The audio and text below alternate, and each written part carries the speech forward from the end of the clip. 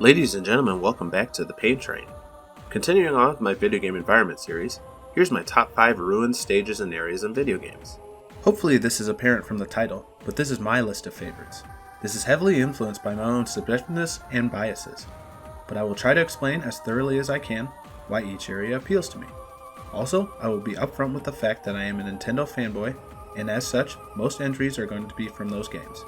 However, I am limiting it to one entry per series for each video, otherwise certain series would dominate these rankings. I'm going to touch on aesthetics, level design, and music. Without any further ado, let's go!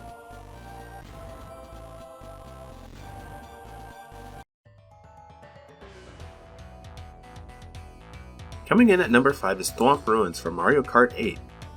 Crumbling architecture of a kingdom long past is apparently a great setting for a racetrack, as this stage seems to take inspiration from a ruined Asian temple according to notes from the Mario Kart soundtrack.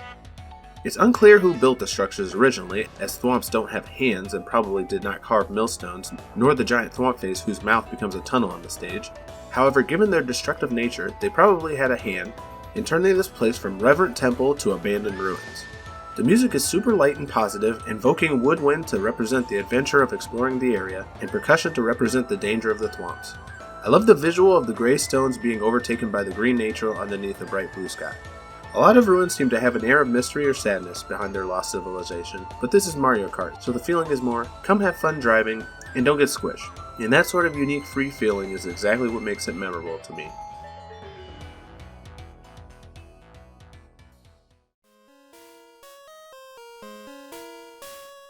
At number 4 is the Ruins of Alph from Pokemon Crystal. This was one of the mysteries that really worked my childhood brain. There are several caves with paintings, symbols, and puzzles. If you solve the puzzles, they unlock new areas and items.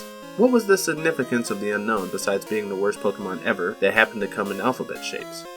These ruins held the same kind of potential for secrets that Mew and his truck held for me a few years earlier.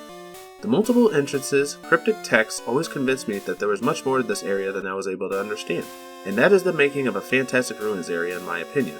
Something lost that can't be brought back, unsolvable mysteries, and spotted lore. The music inside these ruins was slow, haunting, and sad.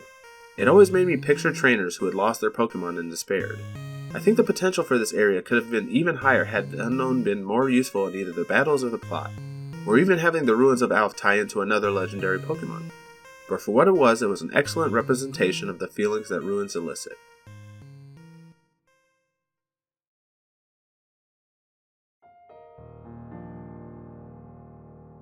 Next at number 3 are the Coliseum Ruins from Legend of Zelda: Breath of the Wild.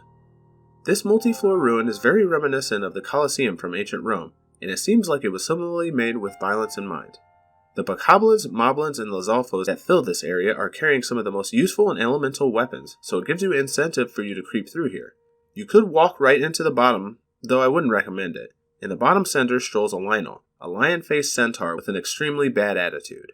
This Coliseum is not too far away from the Great Plateau, so it may be too big of a challenge for new players. The music in this game is mostly ambient, and here is no different, though you could be hearing plenty of the mini-boss music with the Lynel.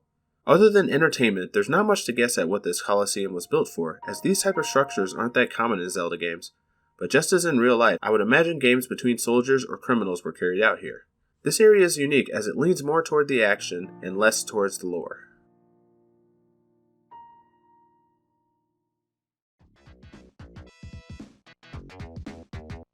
Second place is Marble Garden Zone from Sonic 3.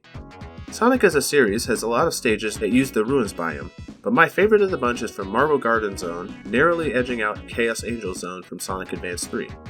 Visually, it's a long stone pillar expanse completely overgrown with grass. It's mostly outside areas on very steep hills and inclines with a few indoor and underground sections. Eggman is constantly digging around in his mech, causing the ruins to crumble and the landscape to change. Other enemies include Bubbles, Mantis, and Spiker. It has one of my favorite songs in the series, a very laid-back and cheerful tune that seems to embody slow exploration and adventure. Being set on Angel Island, this seems to be an ancient city once populated by Knuckles' ancestors, though all of that is implicit or headcanon as the game does not delve into lore, and you have to put together the extra details of the story yourself. The ending battle with Eggman is an aerial battle with his drill machine after he's been trying to collapse the stage on you the entire time. Tails flies you through the air as you avoid him trying to drill you from every direction. Once you take care of him, you finish an excellent relic stage.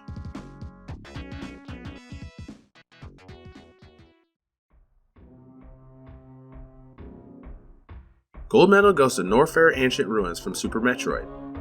This area is known by many names: Lower Norfair, Ridley's Lair, the Depths of Norfair, but no matter what the title, players always know that this is where Samus throws down with her mortal enemy.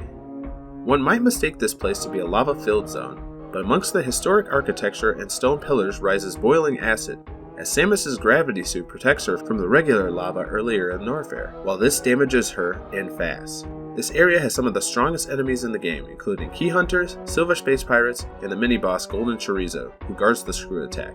It seems like long in the distant past, the Chozo constructed this area possibly for defensive or religious reasons, but the Space Pirates have taken over and infused it with their technology. The music is amongst the best in the series, a tension-building, haunting opera that begets a descent into the underworld. It's always this area I look forward to and prepare for when I fire up Super Metroid, instead of Turian. When you make it to Ridley, there's a familiar roar and it's on site. No gimmicks, just a dragon that can soak up damage that hits like a truck of explosives. Usually ruins are the result of a society lost to time, and while that is partly true here, it's more so that this area was stolen, and it was stolen from Samus's adoptive homeland, which makes it all the more personal, and the perfect crescendo for this list.